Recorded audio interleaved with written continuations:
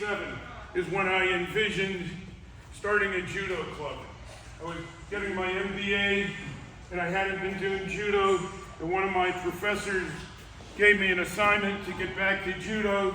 The next thing you know, I started the club, and the rest is history. 1988, we had our first class at JP College.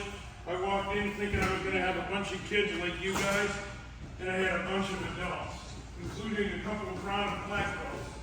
They go, this is what I wanted. I wanted a kid class. But I stepped up to the occasion, and we kept going at JP College for almost 2 years. Then somebody told me Claremont is a better place. I came over and I talked to the people who ran Claremont in early 1990, and they used to own the building on the corner of Indian Hill and Baseline. It was the old Claremont Fire Department before they incorporated and started using LA County Fire. And we used that building for 10 years. It was our own building. No one bothered us. We had the whole place to ourselves. Then they decided to take this open classroom school they built in the 80s that they never used and turn it into the community center. There was a guy named Dick Guthrie. He was the one who engineered this whole thing. Very revered in Parks and Recreation. He moved to the East Coast. I still stay in touch with him. Anyhow, and he told me that this whole room, the Mount Baldy room, named after my baldy head, was going to be exclusively for martial arts and judo. They actually built the room for our program. We're probably the biggest program in this place since its inception. And again, that first class I went to, all adults, and I had my 5-year-old daughter who ended up being a Triple Crown champion there, and this one gentleman who was a black belt, I never met him before, came over, and he said, "You want me to bring my daughter next week?" Where is she? Come here, step out here. And then the next thing I know, I met Lauren. And Lauren and my daughter, Callie, went to all the tournaments together, and she did a great job. She's a good judo player. She should be a black belt.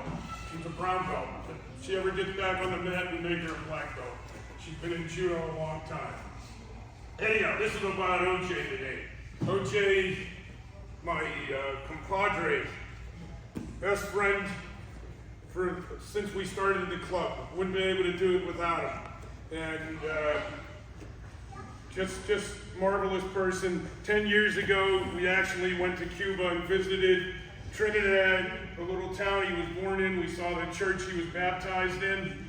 We saw his house in Havana. And the rest is history. His kids, his grandkids are like my kids. Very, very close. One of the things about judo is not about the throwing and the holding and the pinning and the winning medals. It's about the camaraderie. It's about the camaraderie you develop with other people. Like I see in here, like I see Mira and Irene, best friends. I see a lot of you that same way. This is what judo's about. Develop comrades and relationships with people. And these are true friendships that go on for life. I'm very blessed. I got friends all over the country, even parts of the world. A lot of people say if you have one good friend, you're lucky. I have dozens, but I have some that are very special. And this gentleman right here, come on out here. He's my brother from another mother, and I'm very pleased to present to him his 8th degree black belt promotion today. And this is the last rank before you get a red belt. So this is a really high rank in judo. And very, very honored. Let's give him a huge round of applause.